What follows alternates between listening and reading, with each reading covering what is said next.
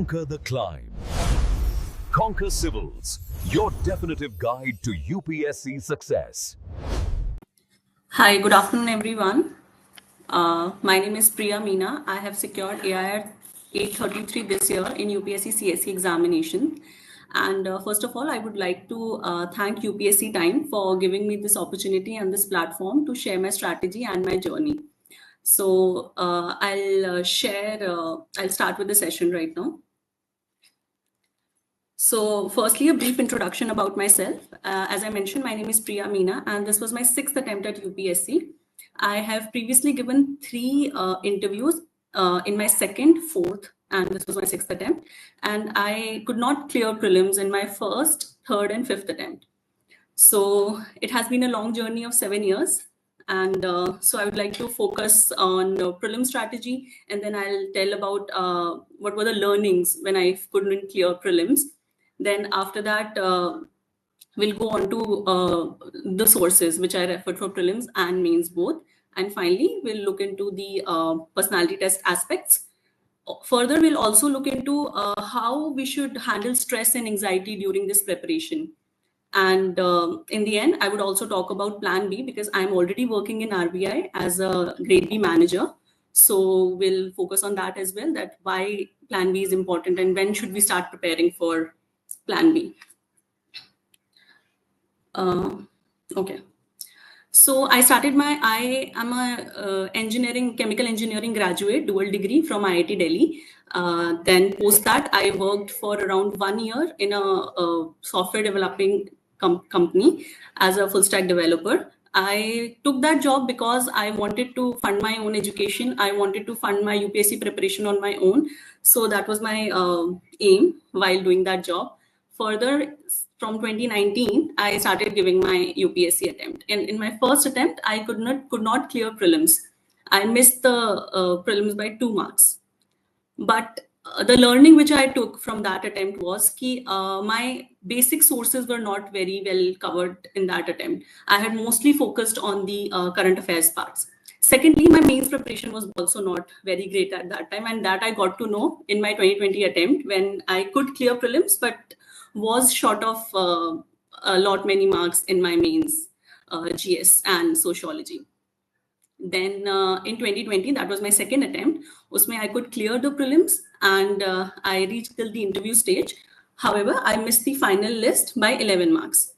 The learnings which I got from my 2nd attempt, reaching interview my 2nd attempt was a great thing, but the learning which I got was that I could not finish my papers. My GS papers were not finished. I literally left many pages in my GS answers. So 100 marks ka GS I couldn't attempt. And sociology also, I had done just the surface level ka preparation. So that was a learning that my preparation was not very great. Okay, I'll speak in Hindi. Then, but at that time, उस समय मुझे interview में काफी अच्छा score मिला था 180 and इस वजह से जो मेरा फाइनल मिस हुआ था वो 10 मार्क्स का ही था. तो मुझे लगा था next attempt, that will be my 2021 attempt, उसमें मैं बहुत अच्छा परफॉर्म कर पाऊंगी. तो मैंने फिर से प्रीलिम्स दिया. बट इस बार जो था प्रीलिम्स वो 2020 के रिजल्ट के जस्ट 15 दिन बाद ही था प्रीलिम्स. और उस टाइम मैं इतने लो फेज में थी, my mental health was not great, I couldn't study well, and during examination hall मैं बहुत confident नहीं थी अपने आप को लेके, so I couldn't clear prelims at that time. My medium was English throughout the preparation.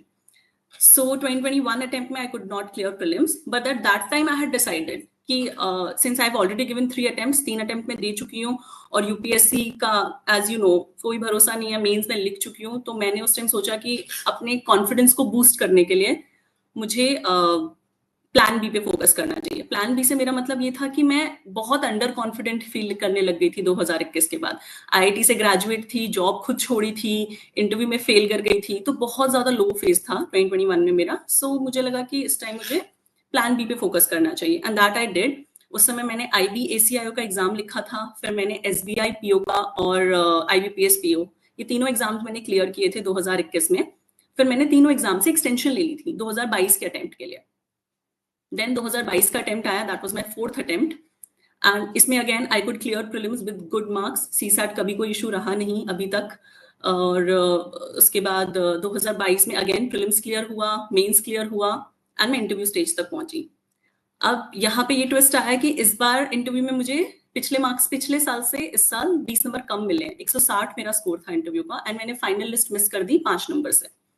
सो बहुत again it was a disheartening phase कि सेकंड टाइम इंटरव्यू दे रही हूँ एंड मार्क्स अच्छे नहीं आए हैं। बट फिर मैंने एनालाइज किया अगेन अब मेरी यही स्ट्रैटेजी रही है कि अगर मैं किसी स्टेज पे फेल कर रही हूँ तो मैं देखती हूँ कि मैंने क्या सीखा है वहां से या और क्या मैं बेटर कर सकती हूँ। तो उस स्टेज पे मैंने ये सीखा कि अगेन मेरे सोशियोलॉजी स्कोर्स अच्छे नहीं थे, इंटरव्यू में मैंने गंदा परफॉर्म किया था, एंड तो यहाँ मुझे इंप्रूव करने की जरूरत थी दोनों स्टेजेस पे, ताकि नेक्स्ट अटेम्प्ट में ये ना हो।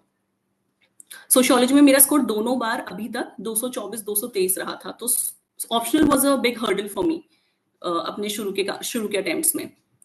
देन उसके बाद इस साल मैंने जो मिस की लिस्ट वो 5 नंबर से थी, फिर मैं लिस्ट पे नाम नहीं आ पाया। मुझे लगा कोई बात नहीं, 2023 का अटेम्प्ट अच्छे से देंगे, बट शायद भगवान को नहीं चाहिए था कि 2023 में मैं एग्जाम लिखूं, तो 2023 में मैंने CSAT में फेल किया।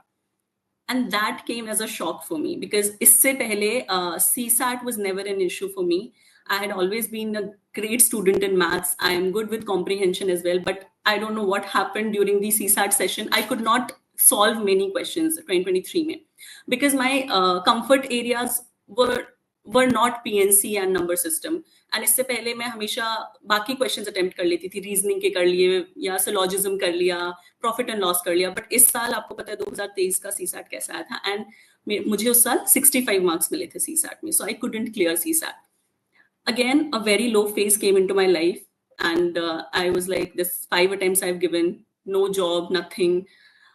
सो at that time I started preparing for RBI में मैं अभी as a grade B manager job कर रही हूँ।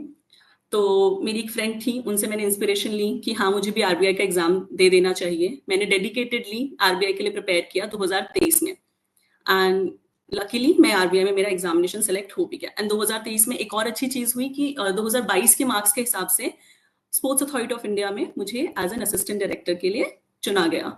तो वहां पे मैंने इंटरव्यू दिया था एंड मुझे वहां पे भी जॉब मिल गई थी। तो 6 महीना मैंने स्पोर्ट्स अथॉरिटी ऑफ इंडिया में जॉब किया, एंड उसके बाद क्योंकि मैं RBI में सिलेक्ट हो गई थी तो मैंने RBI में अपना जॉब कंटिन्यू किया from April 2024, and I am still working in RBI। सो जो मेरा ये लास्ट अटेम्प्ट था, जो मेरा लेटेस्ट अटेम्प्ट था 2024 वाला, जिसमें मैंने रैंक प्राप्त की है 833, ये मैंने फुल टाइम किया था विद माय जॉब। सो अब मैं आप लोगों से अपने सोर्सेज एंड स्ट्रैटेजी शेयर कर लेती हूँ कि क्या मैंने किया था। सो लर्निंग जैसे मैंने आपको बता दी कि आपको बेसिक पे बहुत ज्यादा फोकस करना है, आप करंट अफेयर्स ओरिएंटेड पढ़ाई नहीं कर सकते हैं। मेरे को फर्स्ट अटेम्प्ट में लगा था कि करंट अफेयर्स ओरिएंटेड मैं अपना करंट अफेयर स्ट्रॉन्ग रखूंगी और एग्जाम हो जाएगा, बट ऐसा नहीं होता है। आपको अपनी बेसिक नॉलेज आपकी बहुत अच्छे से होनी चाहिए। सेकेंडली, काम माइंड बहुत जरूरी है प्रीलिम्स एग्जामिनेशन में। आपके सामने आंसर होता है, बट अगर आप हड़बड़ा रहे हैं या आपको खुद पे कॉन्फिडेंस नहीं है या आपको लग रहा है अरे मैंने तो अच्छे से प्रिपरेशन नहीं की या मैंने एक्स अमाउंट ऑफ मार्क्स नहीं दिए हैं या PYQs अच्छे से नहीं किए हैं, तो ट्रस्ट मी आप एग्जाम में अच्छा परफॉर्म नहीं कर पाएंगे। तो आप मेहनत कीजिए एग्जाम वाले दिन तक एंड भरोसा रखिए उस मेहनत पर कि करेंगे आप अच्छा। नेक्स्ट, एवरी अटेम्प्ट को हमें फर्स्ट और फ्रेश अटेम्प्ट की तरह लेना चाहिए। ये गलती मैंने अपने चौथे अटेम्प्ट में की थी 2022 में, जब मुझे लगता था कि मैं 4 अटेम्प्ट दे चुकी हूँ और बहुत बैगेज मैंने खुद के दिमाग में ले लिया था। तो वो हमें नहीं करना है। फ्रेश अटेम्प्ट की तरह इसलिए भी देखना है, जैसे CSAT था, मैं हमेशा कभी CSAT प्रिपेयर नहीं करती थी क्योंकि मुझे लगता था CSAT is a very comfortable space for me, but pattern change हो रहा था। 2022 में भी CSAT मुश्किल आया था, तो मुझे उस टाइम पे ये लर्निंग मिली कि CSAT को मैं लाइटली नहीं ले सकती, मुझे CSAT भी करना पड़ेगा।